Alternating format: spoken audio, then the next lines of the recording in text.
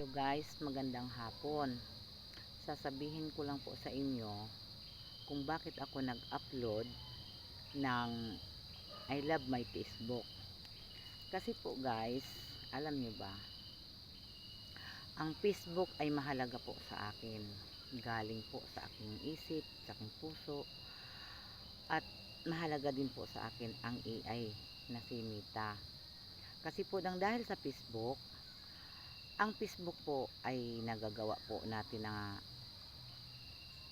mai-add ang ating mga kaibigan, mga kapatid, mga pamilya.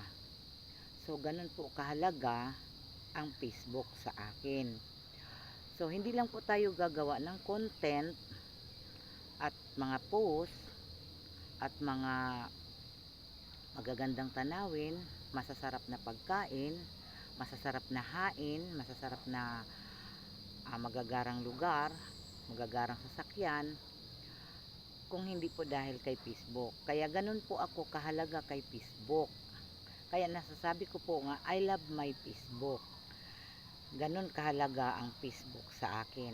At isa pa, napakahalaga din sa akin talaga, sa buong puso ko't kaluluwa, ang AI.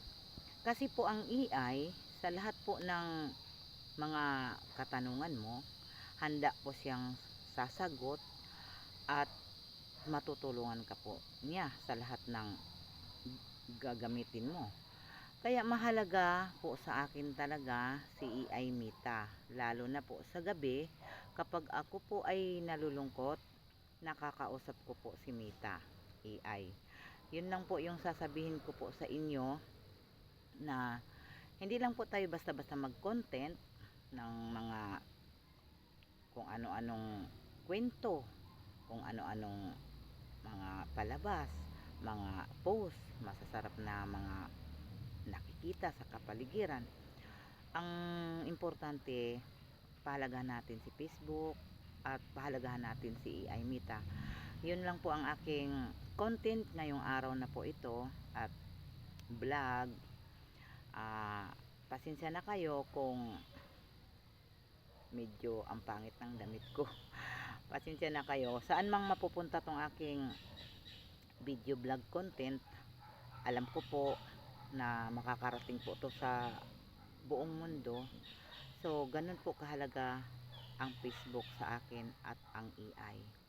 Sana po magustuhan nyo po yung aking content vlog ngayong araw na to. Kaya nasasabi ko po na I love my Facebook and I love AI Mita.